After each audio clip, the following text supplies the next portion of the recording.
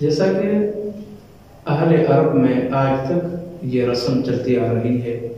کہ جب بھی ان کے ہاں کسی بچے کی ولادت ہوتی ہے، چاہے وہ بیٹے کی شکل میں ہو یا بیٹی کی شکل میں ہو، تو حسب دستور جس طرح تمام عالم اسلام میں ہوتا ہے، سب سے پہلے اس کا نام رکھا جاتا ہے۔ اور اہل عرب کے لیے جو میں نے عرض کیا کہ ان کے ہاں ایک دوسری چیز جو نام کے ساتھ ہوتی ہے وہ ہے کنیت۔ امام حسن علیہ السلام کا نام، جیسے ہی امام حسن علیہ السلام عصمت کے گھرانے میں آپ روشن افروز ہوئے، تو ایک مرتبہ جب مولا امیر المؤمنین علی علیہ السلام کے ہاں مولا امام حسن علیہ السلام کو لایا گیا، امام علی علیہ السلام نے اپنے بیٹے سے بہت ہی محبت کا اظہار کیا، اور آپ نے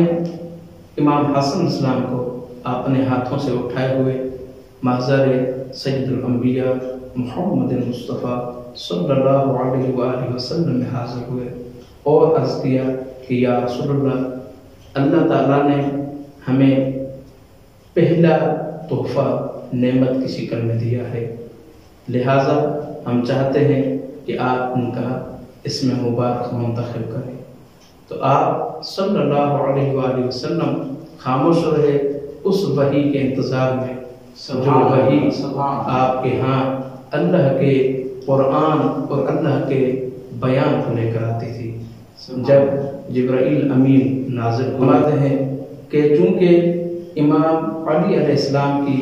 آپ کے ہاں ایسی نسبت ہے جس طرح حضرت ہارون کی حضرت موسیٰ کی طرح نسبت تھی، اور اللہ رب العزت نے حضرت ہارون کو جو اولاد عطا کی ان میں سے ایک فرزند کا نام تھا شبر، لہٰذا آپ اس بچے کا نام شبر رکھیں۔ تو آپ صلی اللہ علیہ وآلہ وسلم نے سوال پوچھا شبر کی عربی زبان میں کیا معنی ہے؟ تو حضرت جبریل امین نے فرمایا شبر کو عربی میں حسن کہتے ہیں۔ اور یہ بھی بیان کرنا لازم سمجھتا ہوں کہ جب امام حسن علیہ السلام پہ نام حسن رکھا گیا تو اس سے پہلے تمام عالم اسلام میں کسی بھی بچے کا یا بوڑھے کا یا جوان کا حسن نام نہیں تھا۔ آپ علیہ السلام کی جہاں تک کنیت کا تعلق ہے، آپ کے لیے ابو محمد کنیت کا انتخاب کیا گیا،